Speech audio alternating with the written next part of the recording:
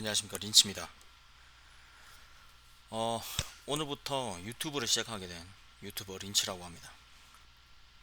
유튜브를 시작하게 된 이유는 여러분들이랑 제 의견에 대해서 약간 정보 공유 차원에서 이야기를 나눠보고자 시작을 하게 됐습니다. 저는 사실 카톡방에서 그냥 제 개인 카톡방 좀 마음이 맞는 분들이랑 카톡방을 운영을 하고 있고, 비공개라서 저는 앞으로도 공개할 생각은 별로 없습니다.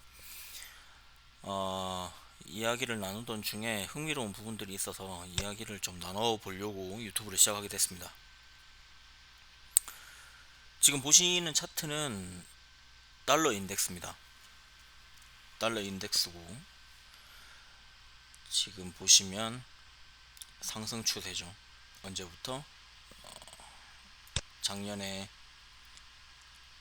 2021년 5월 달에 최저점을 찍고 계속 상승을 하고 있는 추세입니다. 자, 제가 드리고 싶은 말은 이 추세가 무너졌느냐? 안 무너졌습니다. 계속 오를 가능성이 있죠. 자, 그러면 달러 인덱스는 이렇게까지 올라간 이유가 뭐냐? 미국의 금리 인상 때문이죠. 그래서 미국 금리 인상 계획을 보면 지금 안타깝게도 CME 그룹에서 만들어 놓은 자료입니다. 계속 올렸고 계속 오르고 있죠. 그리고 금리 동결은 3월 달부터, 뭐 정확한 건 아닙니다. 그럴 것 같다라고 예측만 해놓은 겁니다. 떨어지는 금리를 인하하는 시기는 언제나 2023년 연말쯤이죠. 그러면 연말까지 계속 달러 인덱스는 오르느냐? 아닙니다. 금리 인상이 멈추는 시기 2023년 3월달, 이때 금리 인상을 만약에 멈추게 된다면, 지금 미국이 가장 빠르게 금리를 올리고 있고 타 국가들이 조금 천천히 따라오고 있는 상황이기 때문에 이때쯤 되면 달러 인덱스의 상승은 멈추게 될 겁니다. 그게 언제? 2023년 3월쯤. 그러면 더 올라갈 수 있다는 얘기인 거죠. 이때까지. 물론 이 상승폭은 아니겠지만 약간 이렇게 꺾이는 모습을 보여주겠죠. 왜냐하면 미국의 금리 인상 속도 조절론이 나오고 있기 때문에. 자, 그러면 미국의 채권 금리 확인해 보도록 하겠습니다. 뭘로 볼게요? 날로 보는 게 낫겠네요. 많이 올랐죠. 많이 올랐고, 보조지표도 같이 볼게요. 살짝 꺾이는 모습 보여줍니다. 3개월물이고요. 2개월물. 2개월물도 올라가다가 아직은 모르겠습니다.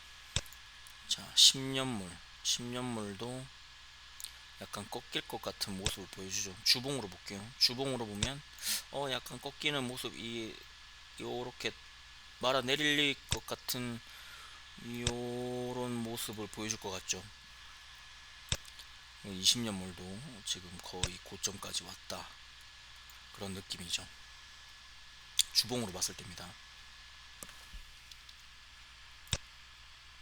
그래서 제가 드리고 싶은 말은 금리는 올려도 채권 수익률이 둔화될 것 같다 라는 분위기라는 거죠. 그 말이 뭐냐? 일드 커브 컨트롤이라는 기법을 사용해서 연준이 채권 가격을 안정화시키려고 할 것 같습니다. 일드 캡이라는 게 뭐냐면 국채 금리 상한가 제도를 쓰는 거죠. 한마디로 금리가 오르면, 채권의 금리가 오르면 막아버리겠다는 뜻입니다. 요 상단쯤에서. 그러면 무슨 일이 벌어지느냐? 채권의 가격이 안정화되겠죠. 지금 연준의 목표는 채권을 팔아야, 그죠? 채권을 팔아야 달러를 돌려받고 채권을 파는 행위가 되는 겁니다. 그죠? 달러를 흡수하려고 하고 있으니까. 그러려면 어떻게 해야 됩니까? 채권 가격으로 한번 볼까요? 차트를. 뭐가 있을까요? TLT 볼까요? TLT를 보면 무섭게 떨어졌죠. 가격이 무섭게 계속 떨어지는데, 떨어지는 칼날을 잡고 싶어 하는 기관이나 투자자가 있을까요? 없죠. 그러면 채권의 가격이 안정화되어야만 약간 살려고 하겠죠, 투자자들이. 그래서 일드 커브 컨트롤을 할 가능성이 높아 보입니다. 근데 위험한 건 일본이죠. 일본이 채권을 계속 던져서 환율 방어를 하고 있습니다. 이게 문제가 되겠죠.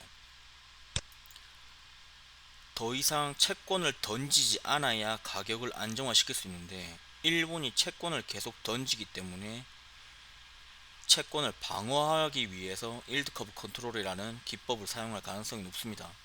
이 정책을. 그리고 또 하나 생각하셔야 될 게, 미국과 중국의 이런 갈등 상황이 높아지고 있죠. 그러면 중국에서 공급되던 그런 값싼 물건들이 미국으로 더 이상 들어오지 못한다는 얘기가 됩니다. 그러겠죠. 그러면 중국의 값싼 물건이 아닌 미국 내에 자체 생산하는 물건들을 사서 써야 되는 상황이 벌어지는데, 그러면 인플레이션이 잡히겠냐는 거죠. 당분간 굉장히 어렵다 생각하고 있습니다. 미국의 금리죠. 제가 오늘 메인으로 말씀드리고 싶은 부분이 바로 이 부분인데,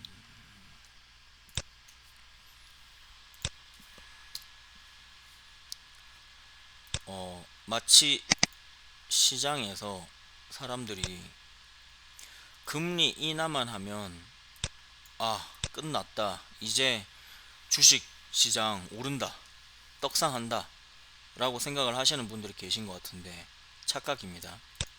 그 이유에 대해서 설명을 드려볼게요. 금리가 고점을 찍고 인하를 합니다.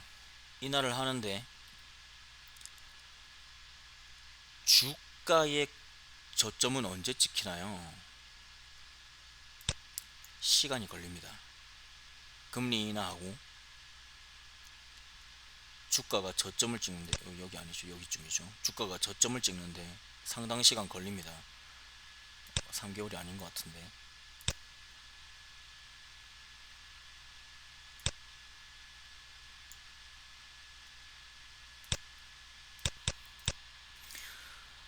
이때가 1차 오일 쇼크 때입니다. 금리를 인하하고 주가가 바닥을 찍는데 6개월이라는 시간이 걸렸습니다. 그리고 이때는 초고금리 때 인플레이션을 잡기 위해서 폴 브로커가 정신 나간 금리 인상을 할 때죠. 이때 금리 인하를 하고 14개월 후에 주가가 저점을 찍습니다. 또 다른 예를 들어드리면, 이거는 블랙 프라이데이 때죠. 금리를 인하를 하고 무려 15개월이라는 시간이 지난 후에 주식이 저점을 찍습니다.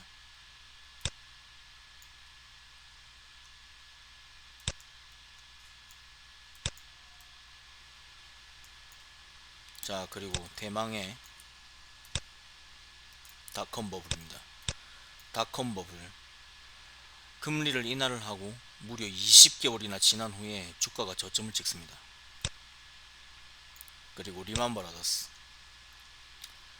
금리를 인하하고 첫 금리 인하 후에 17개월 후에 주가가 저점을 찍습니다. 이건 코로나고요. 코로나 때. 그 전에 높여놨던 금리를 다시 낮추면서 제로 금리로 가면서 저점을 찍는데 무려 8개월이라는 시간이 걸렸습니다. 근데 지금은 아까 보여드렸죠. CME 페드 와치 툴에서 금리 인하는 시기가 언제다? 2013년 연말이다. 그러면 그때부터 더 하락을 한다는 얘긴데, 그죠? 이때부터 금리를 내리기 시작을 해도 주가는 더 내려서, 뭐 간단하게 그냥 6개월만 잡아봤습니다. 뭐 더 길 수도 있지만 12개월, 17개월, 8개월 이럴 수 있지만 정말 단순히 6개월만 잡아보겠습니다. 6개월 동안 주가는 더 하락을 할 겁니다. 이렇게 되는 이유에 대해서 설명을 드리면, 기업을 운영한다고 생각해 보십시오. 엄청난 금리 인상으로 인해서 수요가, 인플레이션을 잡기 위해서 수요를 급감시킵니다. 그죠? 수요가 급감이 되어 있는 상태에서 기업이 과연 재고 생산량을 늘릴까요? 재고가 쌓일 텐데. 제가 만약에 기업의 오너라면 줄일 것 같습니다. 생산량을 컨트롤 하려고 하겠죠. 그죠? 그리고 나서 금리 인하가 되고, 이제 투자할 돈을 대출을 받을 수 있는 기회가 왔습니다. 저금리 상태니까 슬슬 시작이 됩니다. 하지만 이미 수요는 파괴가 되어 있고, 이 상황에서 기업의 실적이 잘 나올 수 있을까요?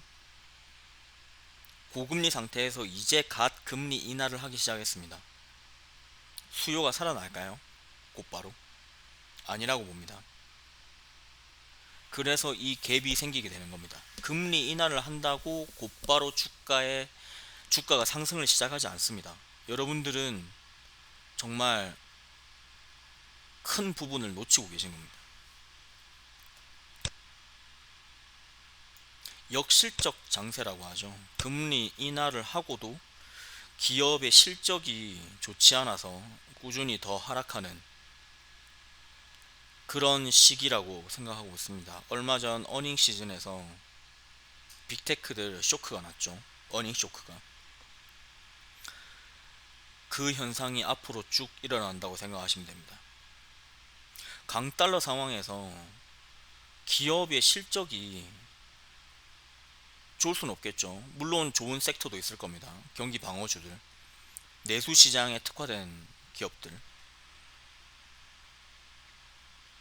이제 그런 기업들은 살아남을 수 있는데, 하지만 저희가 알고 있는 그런 빅테크들은 다 수출을 해서 먹고 사는 기업들이죠. 그러면 강달러 상황에서 지금 환율 때문에 미국으로 환전을 했을 때 수익이 줄어든다는 얘기죠. 이런 것들 때문에 실적의 쇼크는 계속 날 겁니다. 심지어 수요는 파괴돼서 살려는 사람도 점점 줄어들겠죠. 당장 은행에 대출한 거 갚아야 되는 이자가 높아지고 당장 먹고 살기가 힘든데, 거기다가 이제 연준의 목표는 실업률을 높이는 거죠. 실업률이 높아지고 내가 직장을 잃었는데 아이폰을 삽니까? 차를 삽니까? 테슬라 전기차를 살 수 있나요? 대출을 내서? 안 되죠. 실적은 곤두박질 칠 겁니다. 실적이 떨어지는데 주가가 오를 수 있느냐? 그거는 거짓 상승일 가능성이 높죠. 저는 그렇게 생각하고 있습니다. 그래서 최근에 제가 차트를 조금 확인을 해보았는데, 지금 보고 계신 거는 연준이 중요하게 생각한다는 장단기 금리차, 10년물과 3개월물 비교해 놓은 차트입니다. 자, 보시면은 요 이전 자료는 없어가지고 제가 못 가지고 왔고, 차트 보면서 설명드릴게요. 장단기 금리차 10년물과 3개월물의 장단기 금리차가 발생을 하고, 이게 해소되는 과정에서 주가는 하락합니다. 장단기 금리차가 발생을 하고 이게 해소가 되는 과정에서 주가는 하락을 합니다. 근데 지금은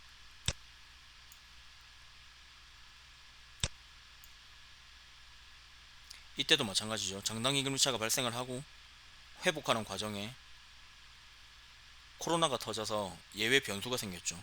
어쨌든 이런 문제가 생겼고, 지금 현재 다시 한번 장단기 금리차가 발생을 했습니다. 자, 그러면 반대로 움직이죠. 장단기 금리차가 해소되어 가면 주가는 하락한다 라는 말이 되죠.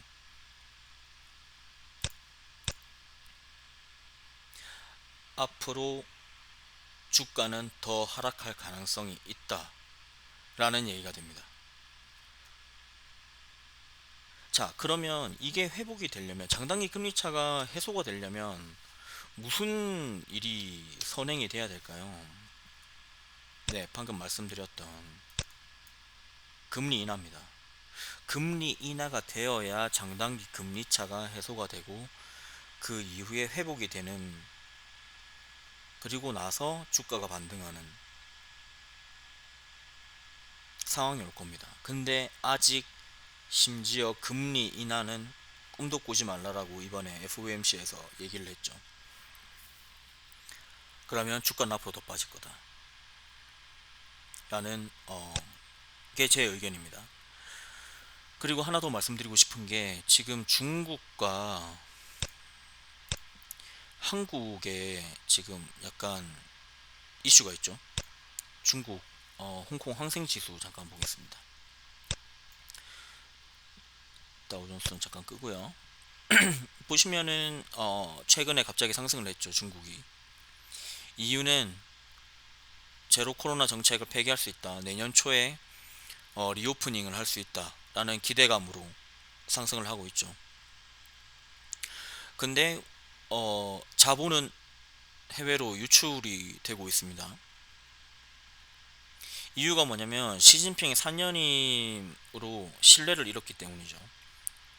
그래서 그 돈이 어디로 가느냐, 다른 이머징 마켓으로 넘어갔습니다. 그래서 한국이 최근에 상승을 한 겁니다. 수급이 늘어났죠. 하지만 여기서 제가 말씀드리고 싶은 게 있습니다. 하락 추세죠. 상승 추세 아직 뚫지 못했습니다. 근데 약간 눌릴 것 같은 모습을 보여주고 있고, 그리고 솔직히 말씀드려 보겠습니다. 경기 침체가 오고 있다라는 신호가 곳곳에서 터지고 있는데 기업 실적이 안 좋죠. 기업 실적이 안 좋은 상태에서 수급만으로 주가를 들어 올린다. 근데 만약 어닝 쇼크가 온다. 무슨 일이 벌어질까요? 저는 주가가 다시 곤두박질 칠 가능성이 있다고 생각합니다. 저는 그렇게 생각하고 있습니다. 그래서 만약에 현재 추세, 지금 이 추세를 만약에 강하게 이탈한다, 그러면 저는 정말 재빠르게 탈출을 해야 된다 라고 말씀드리고 싶고요. 세계적인 경기 침체가 오는데 한국 시장만 주가가 살아난다? 그거는 일단 말이 안 되지 않습니까? 저는 그렇게 생각하고 있습니다. 그래서 저는 제가 지금 하고 있는 투자는 바로 이겁니다. 아까 말씀드렸듯이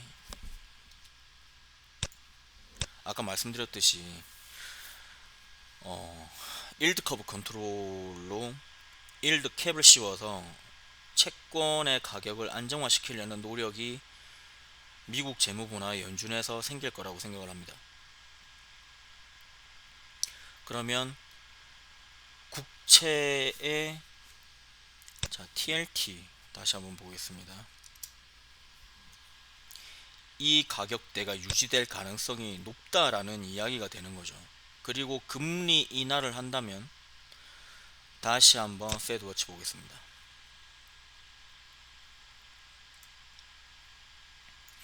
자, 금리가 계속 올라가고 이 시기에 금리가 유지가 됩니다. 그러면 채권의 가격은 유지가 되겠죠. 심지어 금리가 더 오르더라도 현재의 채권 가격을 유지할 가능성이 높습니다. 왜냐하면 채권을 살 거니까요. 그러면 금리를 인하하기 전까지는 저희에게 채권을 매집할 수 있는 아주 절호의 기회가 되는 겁니다. 절호의 시간이죠. 자, 그러면 저희가 여기서 기대할 수 있는 수익률이 얼마냐? 제로 금리까지는 아니더라도, 그죠? 제로 금리까지 갈 가능성은 솔직히 낮다고 보고, 어느 정도 간다고 치면 60%, 뭐 50% 정도의 수익률은 얻을 수 있다라고 생각을 하고 있고, 지금 채권의 가격이 안정화될 거기 때문에 조금 더 리스크를 안고 강하게 투자를 하고 싶으시다, 그런 분들은 저는 TMF를 추천드리고 싶습니다. 채권의 가격이 안정이 되고 레버리지를 써서 강하게 수익을 먹을 수 있는 거죠. 지금 사서 이 정도에서만 팔아도 350%의 수익을 얻을 수 있으실 겁니다.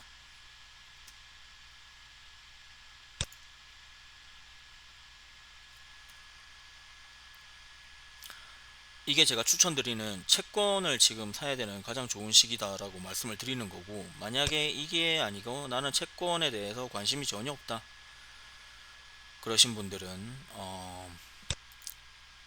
섹터를 잘 투자할 섹터를 잘 정하셔야 될 것 같습니다. 예를 들면 컨슈머 스테이플스, 예를 들면 경기 방어주들에 투자하는 거죠. 경기 방어주들의 움직임이 나쁘지 않습니다. 고점 대비 10% 정도 올라와 있는 상태고, 최고점에서 지금 현재 주가까지 가더라도 마이너스 13% 정도 빠진 겁니다. 그리고 많이 빠졌죠. 경기 방어주들의 특징이 뭐냐, 거의 내수 시장으로 움직이거나, 그리고 코카콜라, 펩시, 경기 침체가 와도 콜라는 못 끊죠. 저도 그렇거든요. 콜라는 사람들이 마시겠죠. 그리고 패스트푸드점에 납품을 하고 있기 때문에 안정적인 수익 구조를 가지고 있고 높은 배당을 줍니다. 안정적일 수 있죠. 저라면 빅테크에 투자하는 것보다 지금은 경기 방어주로 들어가서 일단은 살아남는 데 집중을 하는 게 저는 오히려 낫다라고 생각을 하고 있습니다. 그리고 경기 침체가 오면 또 하나 주목받을 자산 시장이 하나 더 있죠. 금입니다. 대표적인 경기 침체 방어해 줄 수 있는 자산군이죠. 가치가 바뀌지 않으니까 금은. 그래서 지금은 이렇게 조심을 하셔야 된다 라고 말씀을 드리고 싶습니다. 정말로요. 아까 말씀드렸다시피 금리 인하를 하면 모든 게 끝이 날 것 같이 이야기하는 분들이 계셔서 제가 영상을 준비를 했고요. 금리 인상 후에 금리 인하 후죠. 금리 인하 후에 시간 텀을 두고 주가는 바닥을 찍습니다. 항상 기억하시길 바라고, 지금은 정말 조심하셔야 될 상황이다. 얼마 전 영국발 위기가 있었죠. 겨우 어떻게 넘기긴 했는데, 그리고 일본도 더 이상 헤지펀드의 공격을 받아서 일본의 엔저 상황을 버티지 못할 수도 있다. 그러니까 엔화 가치가 다시 상승을 할 수 있다 우려가 퍼지고 있고, 중국은 해외 자본이 계속 유출되고 있고, 그리고 중국한테 돈을 빌려서 1대1로 사업에 참여했던 국가들은 디폴트가 계속 나고 있죠. 하나둘씩. 그리고 한국은 강원도 레고랜드 지금 터져 있는 상태고, 그리고 흥국생명 어, 뭐 빚을 졌는데 빚을 갚지 않겠다라고 거의 선언한 것과 마찬가지인 지금 그런 상황이 벌어져 있는 상태입니다. 어느 한 곳에서 터져도 터질 것 같고 각 나라가 어디까지 버틸 수 있는지 지금 거의 치킨 게임 수준에 들어와 있다라고 생각을 하고 있고요. 정말 정말 위험한 시기에 처해 있다라고 생각하고 있습니다. 하지만 미국은 상관이 없죠. 어디 한 군데 터지면 그 영향으로 미국 시장에도 영향을 미칠 것 같다. 그러면 금리 인하하고 돈 풀어버리면 끝입니다. 그죠? 그리고 나서 박살난 국가의 자본을 흡수하기 시작할 겁니다. 지금은 정말 모두 조심해야 될 상황이고, 어, 저도 유튜브를 보면서 주식시장에 들어왔고, 주식시장에 몸을 담고 있으면서 정말 정말 많은 유튜버를 구독을 하고 영상을 보고, 그분들의 이론에 따라서 무한 매수, 무한 물타기, 뭐 현금 보유량이 어마어마하신 분들은 계속 물을 타셔도 됩니다. 언젠간 금리 인하를 하고 재정 정책이 발효가 되면서 주가가 오르겠죠. 미국 주식 시장은 무조건 오릅니다. 하지만 중요한 건 우리가 언제 주식 시장에 뛰어드는가, 그리고 하락장이 얼마나 길어지느냐, 그리고 어디에 투자했느냐, 어떻게 투자했느냐에 따라서 그 결과는 다를 수 있습니다. 이미 모든 현금을 다 소진하셨고, 그런 분들은 정말 안타깝습니다. 정말 안타깝고, 이분들은 정말 정말 조심하셔야 된다 말씀드리고 싶습니다. 최근 나스닥 QQQ 움직임 보여드리면, 저는 요 구간에서 곧바로 매도를 했습니다. 저도 무한으로 물타기를 하면서 이 하락장을 다 견뎌냈던 사람이거든요. 그런데 이날 연준의 FOMC 회의가 끝나고 금리 인상 75bp 한다고 얘기를 하고, 기자회견에서 파월이 한 얘기 때문에 저는 곧바로 손절을 했습니다. 현재 마이너스 40% 이상, 어, 마이너스 40% 정도의 손실을 입고 있고, 하지만 저는 두렵지 않습니다. 저는 다 회복할 수 있다라고 생각을 하고 있고, 애초에 저는 남는 여유 자본으로 시작을 했기 때문에 이 돈이 있어도 없어도 별로 상관이 없는 사람입니다. 버틸 수 있긴 하지만 저는 더 이상의 손실을 막고 오히려 더 안전한 안전 마진이 있는 투자처가 있는데 굳이 이렇게 위험한 곳에 투자를 해야 되냐 라는 생각으로, 제가 보유하고 있던 종목은 저도 한국인이니까 당연히 TQQQ, XOXL, 그리고 불즈 보유하고 있다가 단박에 다 손절했습니다. 요 구간 정도 확대해서 보여드릴까요? 요 구간에서입니다. 거의 주당 20달러 정도의 손해를 보고 모두 손절을 했습니다.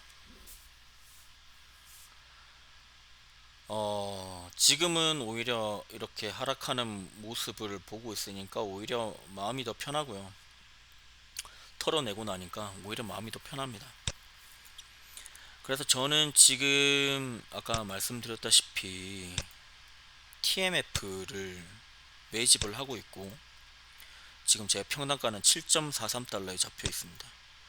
그래서 저는 6.8달러에 매수를 걸어놨고요. 요 구간대에서 계속 매집을 해 나갈 생각입니다. 물론 이렇게 살 때는 저는 20년물 채권 수익률 요 4.5% 주변 근처에서 매집을 꾸준히 해 나갈 생각입니다. 어, 정말 준비를 많이 못했고 갑작스럽게 좀 급하게 영상을 찍었습니다. 왜냐하면 어, 지금의 이런 흐름과 기존에 있는 데이터들이 있는데 이런 것들을 보지 않고 정말 무지성으로 유튜버들 이야기만 듣고 그대로 따라 하시면서 엄청난 손실을 입고 계시는 분들을 보면서 너무 안타깝다라고 생각을 했고, 그분들이 꼭 이 영상을 보셨으면 좋겠고, 그래서 꼭 경제적 자유를 얻으셔서 행복한 삶을 사셨으면 좋겠다라는 마음으로 오늘 영상을 찍게 됐습니다. 어, 솔직히 언제까지 제가 영상을 매일같이 업로드를 할 수 있을지는 모르겠는데, 솔직히 저는 제가 가지고 있는 모든 인사이트를 지금 다 풀어냈고요. 제가 앞으로 보고 있는 것들 다 말씀을 드렸고, 어떻게 대응할지도 다 말씀을 드렸고, 소재가 고갈이 난 상태입니다. 그래서 어떤 영상으로 찾아뵈야 될지 약간 좀 고민이 되는 상태고요.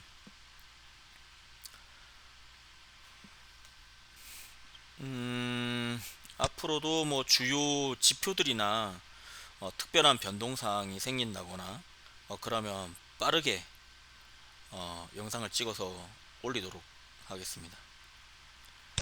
감사합니다.